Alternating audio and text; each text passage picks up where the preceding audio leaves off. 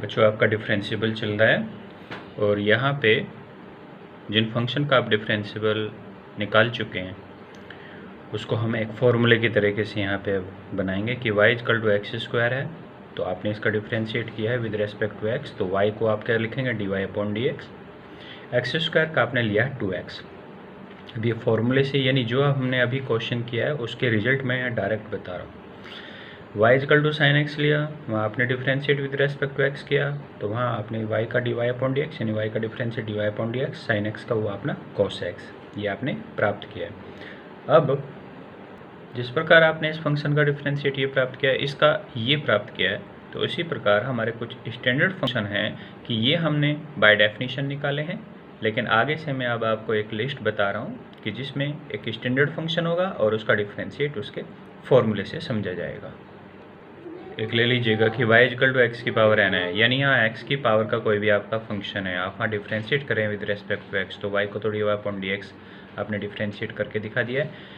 y का जिसका respect में आप डिफरेंशिएट करते हैं वो नीचे dx बन जाता है, यानी d अपॉन डी एक्स अपने आप में एक ऑपरेटर है।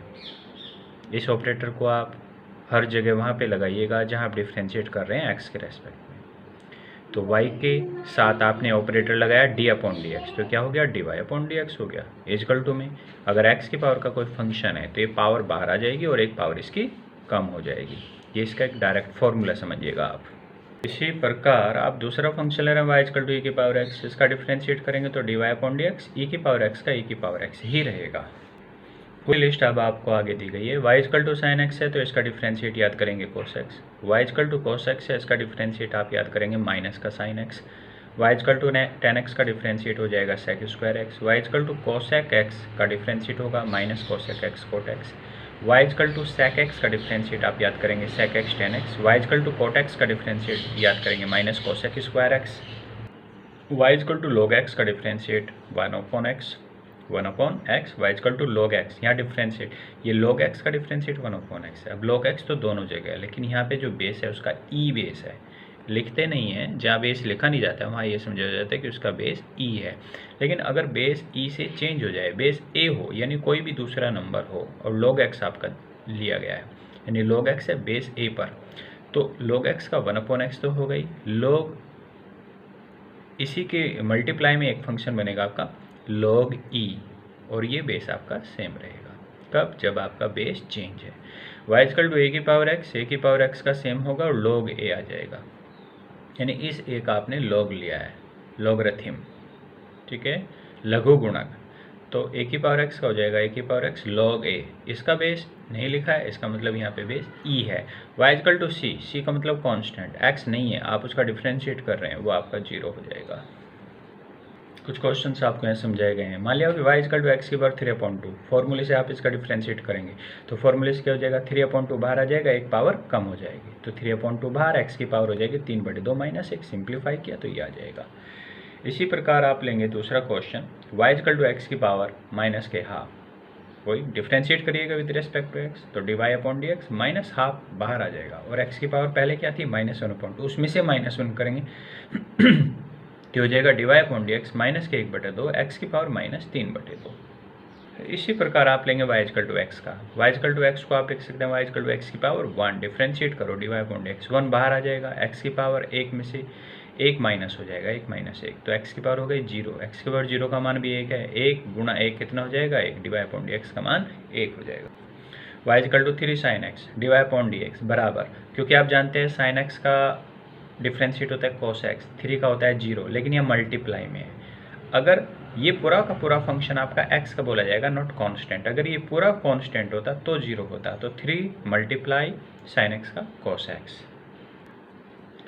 y equal to sine 2x, यहाँ पे अब आपको समझना होगा dy upon d x sine x, अब ये है साइन x नहीं है साइन 2x है, तो साइन का डिफरेंशिएट क्या होता है वो याद रखना होगा आपको, साइन का डिफरेंशिएट होता है कॉस, तो उसके आगे जो भी है वो लिख लीजिएगा, फिर मल्टीप्लाई, फिर इससे आगे बढ़े, ब्रैकेट आपको मिलता है 2x में आप इसका डिफरेंशिएट करेंगे, तो 2x में क्योंकि कांस्टेंट नहीं है 2x है, तो यहाँ x का डिफरेंशिएट करना होगा, और x का डिफरेंशिएट होता है 1, तो जो 2 की मल्टीप्लाई में आप लिखेंगे 2 × 1, तो हो जाएगा 2 cos 2x।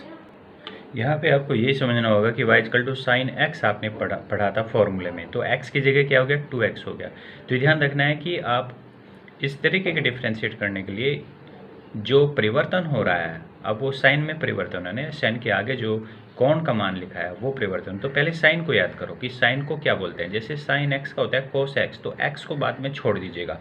आप याद करेंगे कि साइन का डिफरेंशिएट क्या होता है। साइन का डिफरेंशिएट कोस होता है, ना कि कोस एक्स। बस इतना याद रखना है कि साइन का डिफरेंशिएट क्या होता है, कोस। तो साइन की जगह लिखेंगे कोस। तो जो साइन के आगे लिखा हुआ है वो आप कोस के आगे लिख दीजिएगा। अब आप गुणा का चिन्ह लगाएंगे। अब आप साइन से आगे बढ़े, जो कि एक ब्रैकेट है 2x। अब आप उस 2x में जाएंगे, उस 2x में भी x के रेस्पेक्ट में ही डिफरेंशिएट करेंगे। तो x का 1 हो गया, 2 × 1, तो ये क्या हो जाएगा, 2 बाहर आ जाएगा, ये हो जाएगा cos 2x। इसी तरीके से y = log 3x। अब log का डिफरेंशिएट क्या होता है, log x का होता है 1/x, है ना। तो log का डिफरेंशिएट आप क्या करेंगे, log x नहीं बोलेंगे, अब आप बोलेंगे log का डिफरेंशिएट क्या, 1/x नहीं बोलेंगे यहाँ, क्योंकि जब आप log के आगे x नहीं बोल रहे हैं तो 1/ भी x मत बोलो। तो log का डिफरेंशिएट है तो 1/, तो जो यहाँ log के आगे है वो 1/ आ जाएगा। तो y का डिफरेंशिएट dy/dx, log का डिफरेंशिएट 1/ होता है तो 1/ करो, और जो log के आगे वो आ जाएगा मल्टीप्लाई, फिर आगे आप बढ़ो 3x, 3 हो जाएगा, 3 से 3 1/x।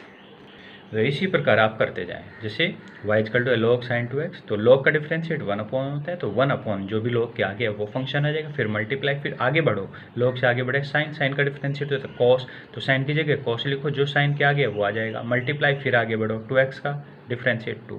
तो ये आपने सिंप्लीफाई किया।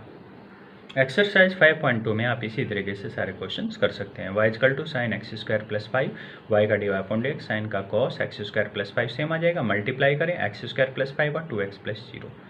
y = cos sin x, तो क्या करेंगे आप इसमें, cos का हो जाएगा माइनस के साइन, इसके आगे जो लिखा है वो साइन के आगे मल्टीप्लाई, cos से आगे बढ़ो, sin x का cos x, सिंप्लीफाई किया।